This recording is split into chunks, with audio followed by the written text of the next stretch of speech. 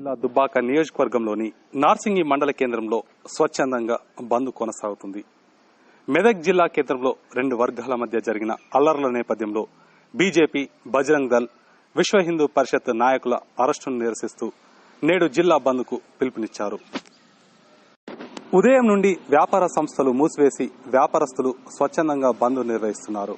ఈ సందర్భంగా బీజేపీ కార్యకర్తలు గ్రామంలో ర్యాలీ నిర్వహించారు. ఎలాంటి అవాంఛనీయ ఘటనలు చోటు చేసుకోకుండా పోలీసులు పికెటింగ్ నిర్వహిస్తున్నారు.